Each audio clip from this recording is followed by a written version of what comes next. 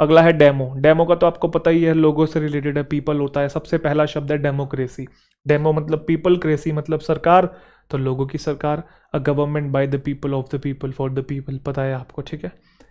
प्रजातंत्र को हम लोग बोलते हैं डेमोक्रेसी। और क्या बोल रहा है ये? The belief in freedom and equality between people. अगर आप विश्वास करते हैं फ्रीडम होनी चाहिए, लोगों के बीच में इक्वालिटी होनी चाहिए, तो वो जो विश्वास है वो भी डेमोक्रेसी है। एक ऐसा सिस्टम गवर्नमेंट का जो कि बेस्ड हो इस बिलीफ पे, जिसमें पावर जो है या either held by elected representative या फिर डायरेक्टली लोग ही पावर को होल्ड करें। यस और नो? अगला है डेमोक्रेट। डेमोक्रेट वो इंसान होता है जो डेमोक्रेसी में विश्वास करता है, जिसको डेमोक्रेसी की फिलॉसफी अच्छी लगती है, प्रजातंत्रवादी। अगला है डेमोग्राफी। तो डेमो का मतलब बेटा पीपल होता है, ये बात आप जानते ही हैं। और ग्राफी का मतलब टू राइट होता है, बोलो हाँ, लिखना। तो लोगों के बारे में लिखना मतलब study of people. Science of population, study of people. जनसांख्यिकी विज्ञान, जो पॉपुलेशन को स्टडी करते हैं ना हम लोग, ठीक है, वही है। The study of changes in the number of birds, कितने पैदा हो रहे हैं, कितनी शादियां हो रही हैं, कितनी डेथ हो रही हैं किसी पर्टिकुलर एरिया में, किसी पर्टिकुलर पीरियड ऑफ टाइम के अनुसार। हम लोग देखते हैं कि 10 साल में इतना ये हुआ, फिर 10 साल में सेंसस आप लोग देखते हैं ना, वो डेमोग्राफी के उससे आता है। अगला है डेमोफोबिया। तो डेमो मतलब पीपल, फोबिया मतलब डर, तो जिसको लोगों से डर लगता हो भाई, हेटरेड ऑफ पीपल। अगला है कार्न। कार्न का मतलब होता है फ्लैश या फिर मांस। तो चलिए देखते हैं कार्न से कौन कौन से शब्द बने। सबसे पहला है कार्निवोर। तो कार्नी का मतलब होता है मांस, वोर का मतलब होता है ईटर। आपने एक शब्द सुना होगा वोरेशियस, पेटू से रिलेटेड होता है, तो कार्निवोर ईटर होता है। तो ऐसा एनिमल जो कि मांस खाता है, या फिर इंसान भी हो सकता है मांसाहारी, ठीक है, इंसान के लिए भी ये शब्द यूज हो सकता है। अच्छा, यहाँ पे वैसे एक दो शब्द और मैं बता देता हूँ। एक आपने सुना होगा हर्बीवोर, तो ये शाकाहारी होता है। एक होता है ओमनीवोर, ये कुछ भी खा लेता है। ओमनी मतलब ओल, आएगा आगे चल के। हब्स मतलब प्लांट्स, समझ गए जी, कोई दिक्कत तो नहीं। वोर मतलब खाना, मांसाहारी शाकाहारी कुछ भी खा ले। ये वो मैन वर्सेस वाइल्ड वाला है ना, क्या नाम है उसका, बियर ग्रिल्स। कार्नल, कार्नल क्या है? Relating to the physical feelings and wants of the body. तो कोई भी चीज कार्नल है तो वो बॉडी से रिलेटेड है, शारीरिक है। जैसे कार्नल डिजायर्स मतलब बॉडी की डिजायर्स, फिजिकल डिजायर्स आपकी, चाहे वो भूख से रिलेटेड हो, प्यास से रिलेटेड हो, या फिर बॉडी की कोई भी डिजायर हो, बॉडी से रिलेटेड जो हो। Their ruling passion is that of carnal love. Carnal love मतलब समझ गए ना, फिजिकल लव की बात हो रही है। तो उनका जो passion, the ruling passion is that of a carnal love, मतलब उनके बीच में बेसिकली जो एक क्या बोलते हैं, एक केमिस्ट्री है, वो बस शारीरिक ही है, ठीक है, उसके बियॉन्ड नहीं है, इमोशनली वो अटैच नहीं है। कार्नेज, कार्नेज क्या है? कार्नेज का मतलब संहार करना, the violent killing of large numbers of people specially in a war, ठीक है, वॉर में एक साथ बहुत सारे लोगों को मार देना। जो बॉम्बिंग है वो timed to cause as much as carnage as possible, मतलब जितने ज़्यादा लोगों को मारा जा सकता है उतना बढ़िया। तो बॉम्बिंग उस तरीके से रखी, मतलब की गई थी, बॉम्ब प्लांट किए गए थे। कार्न समझ गए ना, मास से रिलेटेड है, फ्लैश से रिलेटेड है, फ्लश नहीं, फ्लैश। फ्लैश मतलब मास। री इनकारनेट, री का मतलब होता है दोबारा, अगेन, और कार्न मतलब मास, फ्लैश, बॉडी। तो पुनर्जन्म होना किसी बॉडी का, ठीक है। If people believe that they will be reincarnated when they die, they believe that their spirit will be born again and will live in the body of another person और animal, ठीक है। तो पुनर्जन्म होना आपका, कि आपकी जो आत्मा है उसने शरीर को त्याग दिया, नए शरीर में जाएगी, नए कपड़े पहनेगी, जो फिलॉसफी आपको पता ही है, री इनकारनेट। री इनकारनेट का एक मीनिंग और भी होता है, अगर कोई चीज री इनकारनेट होती है तो it appears in a different form specially after it has disappeared for a period of time.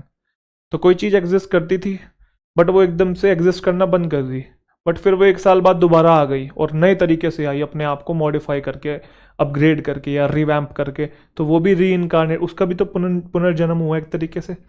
अगर कंपेयर करें किसी ओल्ड मॉडल को, तो जो री इनकारनेटेड मिनी कूपर है उसमें मोर पावरफुल इंजन है, लुक्स है, और मोर स्ट्रीमलाइंड है। स्ट्रीमलाइन का मतलब थोड़ी और स्मूथ हो रखी है।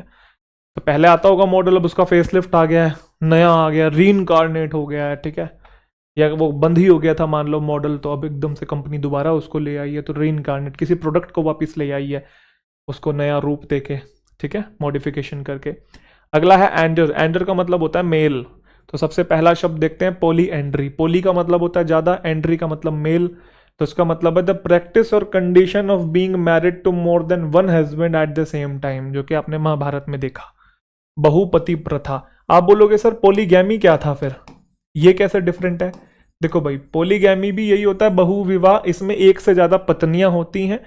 पॉलीएंड्री में एक से ज्यादा पति होते हैं, ठीक है, अगर आपके एक से ज्यादा पति हैं और इसमें एक से ज्यादा पत्नियां हैं। क्लियर है? दो से ज्यादा कह लीजिए, क्योंकि दो तो बिगेमी एक वर्ड भी होता है हमारे लिए। क्लियर? अगला है एंड्रोसाइड। तो एंड्रो मतलब मेल, साइड मतलब किलिंग, तो किलिंग ऑफ मैन, आदमियों की किलिंग की बात हो रही है बस। एंड्रोफोबिया, एंड्रो मतलब मेल, फोबिया मतलब डर, तो लोगों से डर लगे, मतलब पुरुषों से डर जिसको लगे, एबनॉर्मल और परसिस्टेंट फियर है मेन का। एंड्रोजिनस, आपने एक वर्ड पढ़ा था, आपको याद हो तो, हमने कॉमनली कंफ्यूज वर्ड्स की लिस्ट में देखा था, वुमेनली और वुमेनिश। वुमेनिश याद है आपको? वही होता है एंड्रोजिनस। एफिमिनेट भी जिसे शायद हम कहते हैं। If you describe someone as androgynous you mean that they are not distinctly masculine और फेमिनिन इन अपीयरेंस और इन बिहेवियर।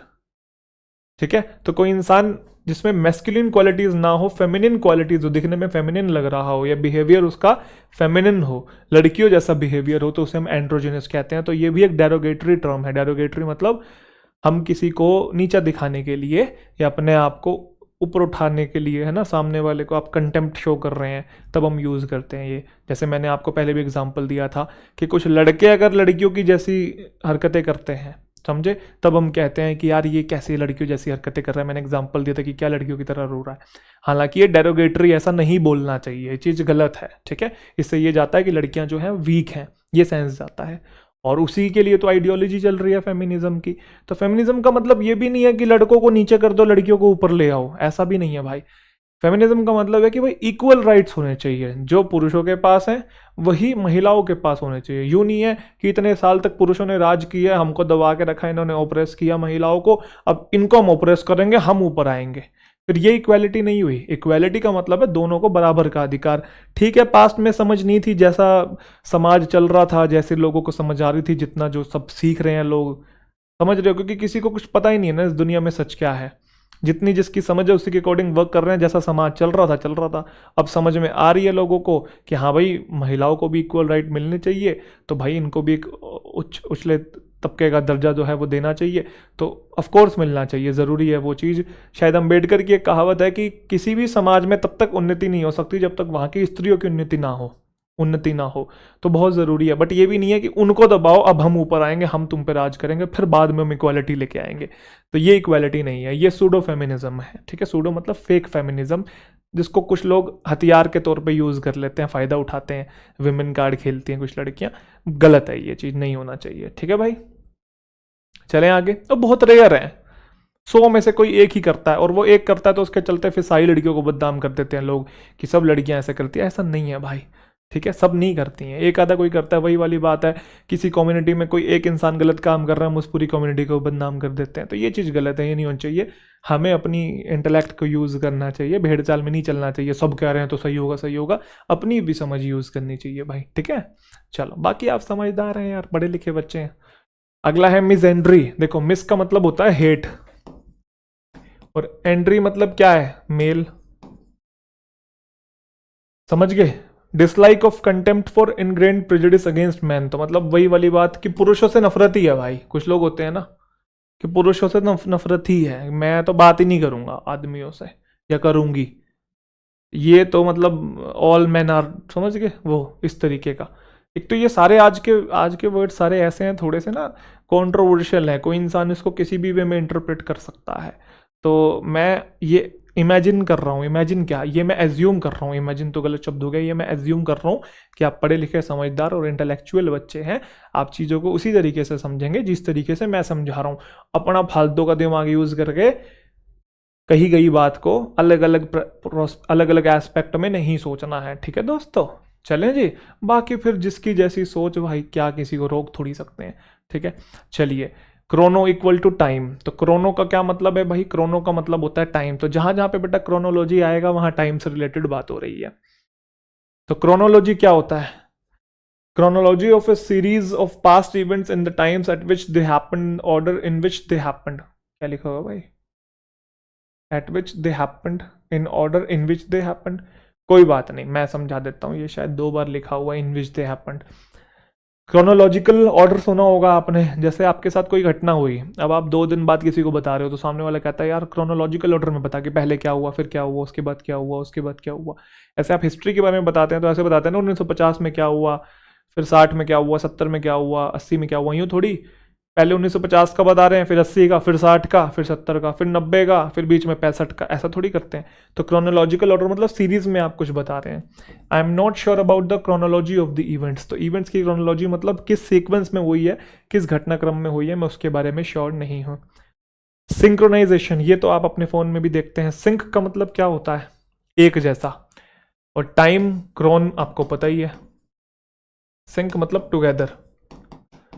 तो चीज़ों को आप एक जैसा कर रहे हैं, एक वक्त पे एक जैसा कर रहे हैं। The fact of happening at the same time और the act of making things happen at the same time. जैसे डांस लोग करते हैं तो उनके बीच में सिंक्रोनाइजेशन होती है, तो आपको बढ़िया लगता है, वो सेम टाइम पे उनके मूव्स जो हैं वो बराबर मतलब ऐसे ही हो रहे हैं जैसा सामने वाला कर रहा है।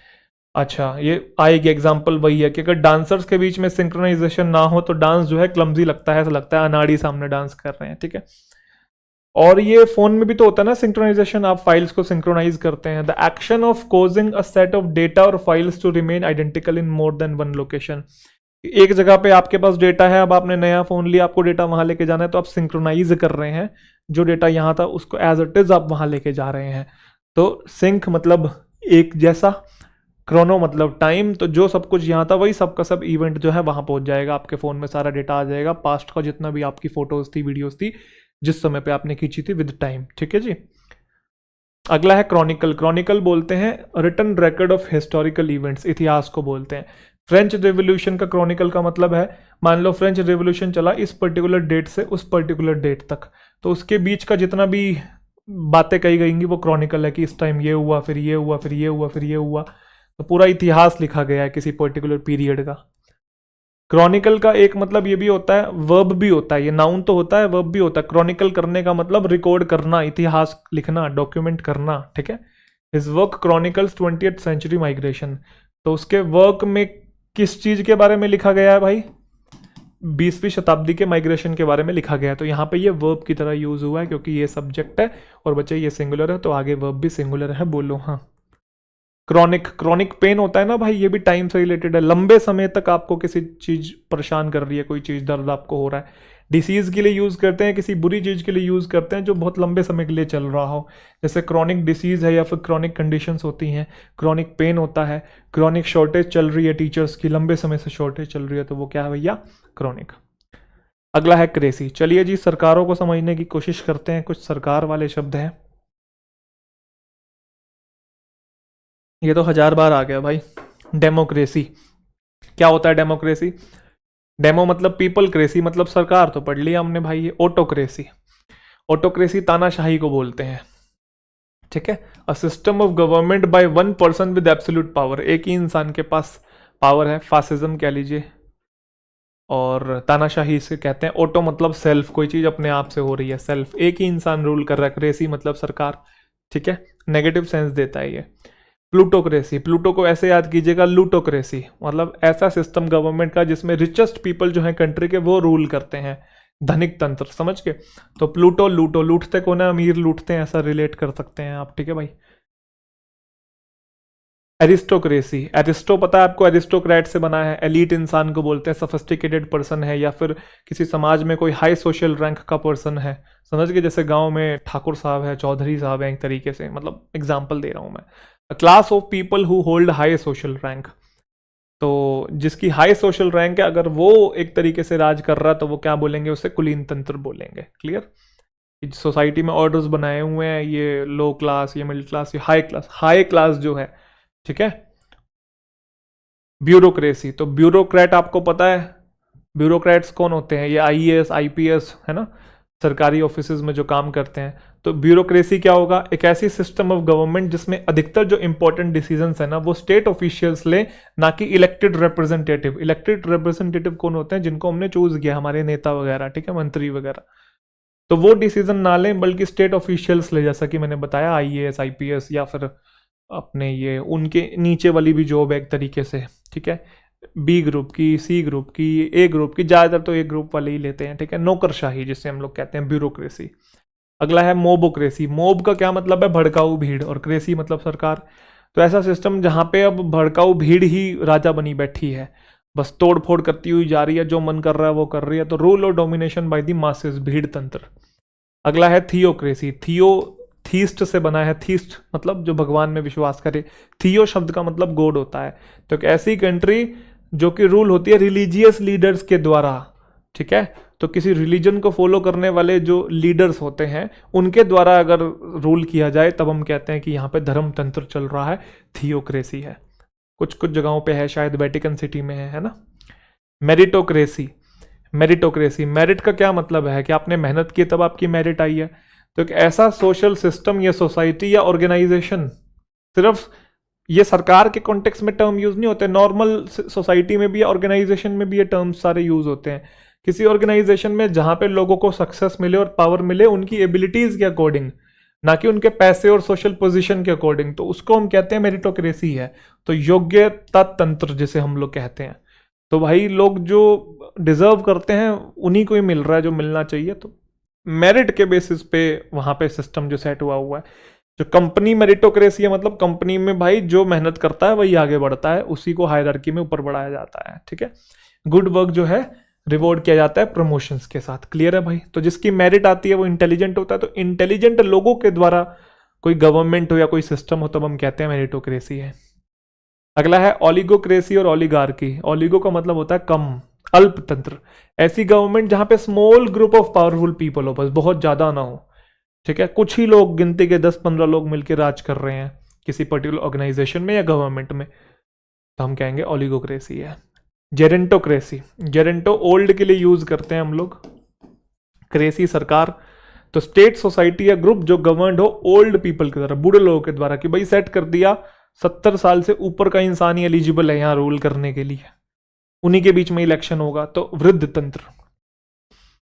चलिए जी अगले रूट वर्ड पे आते हैं। अगला है ओमनी। ओमनी की बात हम वैसे कर चुके हैं। ओमनी का मतलब होता है ओल, वोर का मतलब ईट, ठीक है, खाना। तो मतलब जो हर चीज खा लेता है, मांसाहारी भी होता है शाकाहारी भी होता है, ठीक है, प्लांट्स और मीट दोनों खा लेता है, सर्वभक्षी।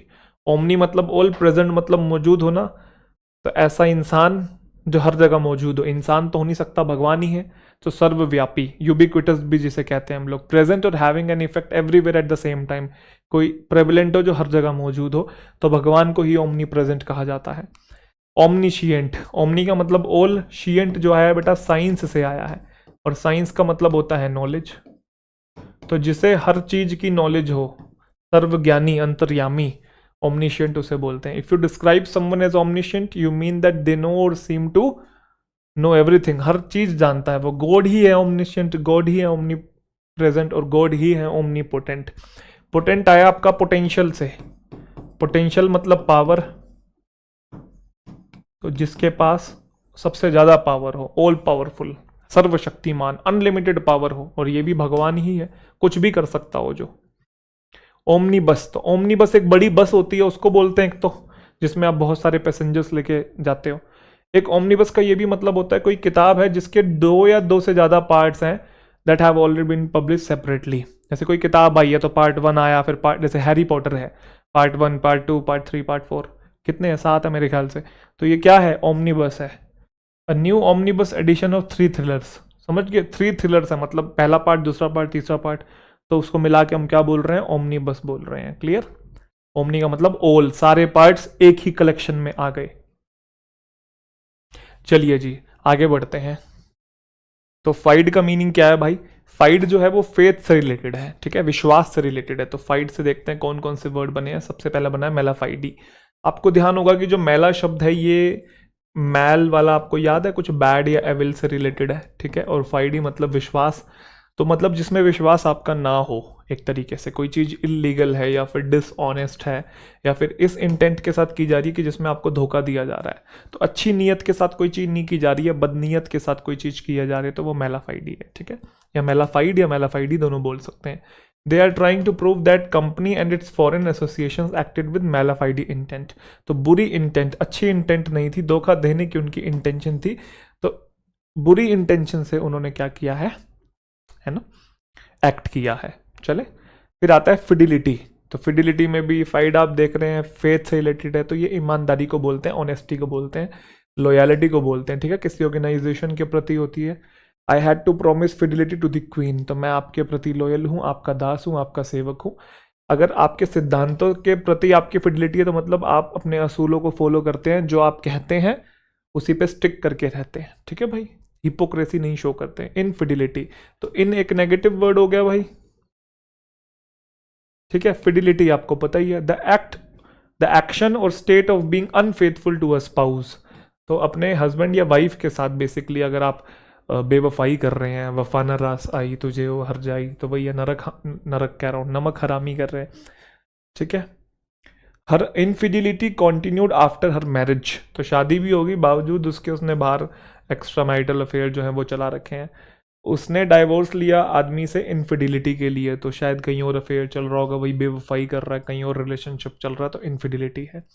बोनाफाइड या बोनाफाइडी, कुछ लोग इसे बोनाफाइडी बोलते हैं, कुछ बोनाफाइड बोलते हैं, तो हम बोनाफाइड बोलेंगे। बोना या बेन होता है गुड, फाइड मतलब फेथ, तो ये चीज कोई चीज ओरिजिनल हो, फॉल्स ना हो। मेलाफाइड का जस्ट उल्टा है, ठीक है, प्रमाणिक हो कोई चीज। Make sure you are dealing with a bonafide company, spam ना हो, स्कैम ना हो। चलिए अगला है सोमनी या सोमना, इसका मतलब होता है स्लीप, तो एस एस से आप रिलेट कर लेंगे भाई, ठीक है। सबसे पहले है सोमना एम्बुलिस्ट, तो ये होता है आपका स्लीप, और एम्बुलिस्ट आया एम्बुलेंस से, तो एम्बुलेंस चलती फिरती रहती है, तो एम्बुलिस्ट का मतलब होता है टू वॉक, तो ऐसा इंसान जो नींद में चलता है। A person who suffers from somnambulism, एक ऐसी कंडीशन जिसमें पर्सन जो है वॉक करता है वाइल दे आर स्लीपिंग। अब असली में ऐसा होता है कि नहीं होता है मुझे नहीं पता, नींद में चलने वाला, ठीक है। नींद में चलना मेरे ख्याल से ये हो सकता है कि आप रात को आपकी 2-3 बजे नींद खुली और आपको पानी वानी पीना है, वॉशरूम जाना है, तो आप नींद में ऐसे चल रहे हो, ऐसे नींद में ही बटन, ऐसे फ़ोन कहाँ है मेरा, ऐसे कर रहे हो है। चश्मा में जैसे मेरे को चश्मा लगा हुआ, तो नींद में ही चश्मा कहाँ रखा है पहनूं मैं, तो ये हो सकता है शायद। बाकी असली में वो जैसे टीवी में दिखाते हैं यूँ चल रहा है भाई आंख बंद करके, उसका पता नहीं मुझे होता है कि नहीं होता है वो, ठीक है। सोमनैम्बुलिस्ट ये तो होता है। सोमनिलोक्विस्ट, लोक्यू शब्द का मतलब टू स्पीक होता है, पता है आपको, ठीक है भाई, और ये स्लीप होता है, तो नींद में बोलना, ठीक है भाई।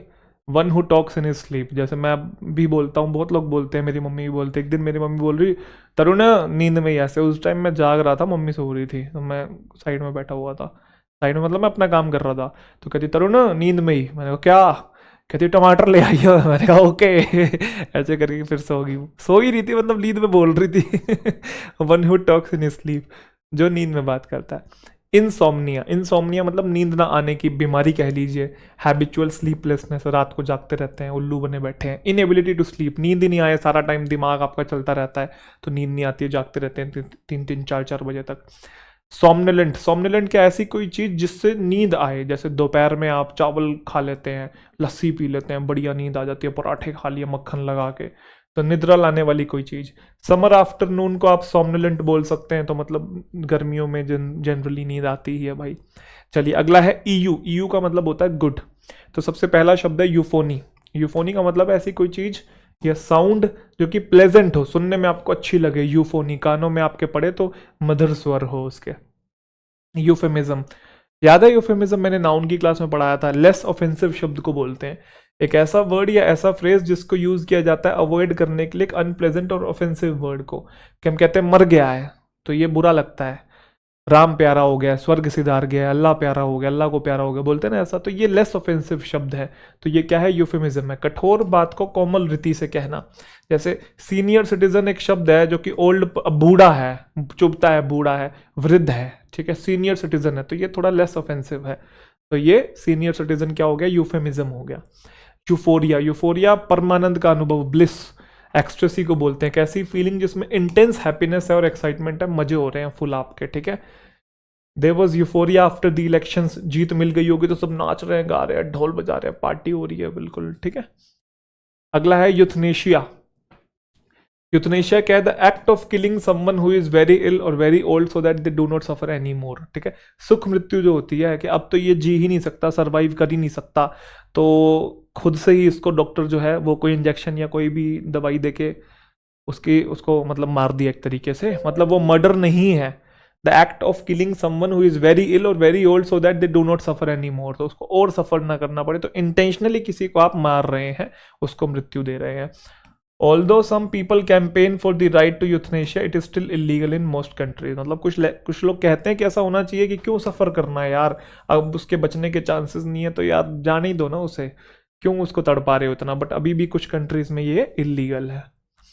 यूलोजी, यूलोजी क्या है? यू मतलब गुड होता है ना, तो किसी की तारीफ करना, टू प्रेज समवन। यूलोजाइज है, सॉरी यूलोजी लिखा था क्या पीछे, यूलोजाइज है। यूलोजी नाउन होता है, यूलोजाइज वर्ब होता है, यूलोजी प्रशंसा होता है, यूलोजाइज प्रशंसा करना होता है। तो किसी की स्पीच या पीस ऑफ राइटिंग में किसी की तारीफ करना। क्रिटिक्स जो है everywhere have eulogise her new novel, तो उसकी नई नॉवल की क्रिटिक्स ने क्या की है? तारीफ की है। यूरेका, यूरेका का मतलब होता है जैसे आपने कुछ चीज अचीव कर लिया तो हम बोलते हैं यूरेका, हुर्रे टाइप का करते हैं ना। Use to show that you have been successful in something you were trying to do, तो कोई चीज़ आप पाने की कोशिश कर रहे थे, उस चीज़ में आप कामयाब हो गए हैं, आपने वो चीज़ पा ली है, तो eureka. Eureka she shouted as the engine started, तो इंजन पे काम कर रही होगी, काफ़ी टाइम से मेहनत कर रही होगी, तो जैसे इंजन चालू हुआ उसने चिल्लाया यूरेका कि I did that, I achieved this thing. चलिए जी, लास्ट हमारा रूट वर्ड है क्रीड। क्रीड का मतलब होता है बिलीव, बिलीव मतलब विश्वास। तो देखते हैं सबसे पहला क्रीड। क्रीड है a system of religious belief या फिर फेथ। किसी धर्म में जो आपके विश्वास हैं उनको हम लोग क्रीड बोलते हैं। People of many creeds and culture, तो कुछ हिंदुज़म में, कुछ इस्लाम में, कुछ जैनिज़्म, कुछ बुद्धिज़्म, तो ये सब क्या है? सबके अलग अलग डोगमाज हैं, क्रीड हैं। क्रीड मतलब सबका फेथ अलग अलग है। क्रेडिबल कोई चीज़ होती है विश्वसनीय, जिस पे आप विश्वास कर सको, जिस पे आप ट्रस्ट कर सको, ठीक है। क्रेडिबल एविडेंस का मतलब जिस पे विश्वास हो जाए। इनक्रेडिबल जस्ट उल्टा हो गया, इनका मतलब नेगेटिव, क्रेडिबल मतलब विश्वास से रिलेटेड, तो जिस पे विश्वास ना हो, ठीक है। अविश्वसनीय, कोई स्टोरी है वो इनक्रेडिबल है तो अविश्वसनीय है। परफॉर्मेंस होती है तो जजेस कहते हैं व्हाट एन इनक्रेडिबल परफॉर्मेंस, तो मतलब उनको विश्वास ही नहीं हो रहा कि क्या परफॉर्मेंस देती, भाई ऐसी तो कोई दे ही नहीं सकता। तो एक उस कॉन्टेक्स्ट में भी यूज होता है किसी की तारीफ करने के कॉन्टेक्स्ट में, अदरवाइज ये मीनिंग जो देता है वो अनबिलीवेबल का देता है, ठीक है।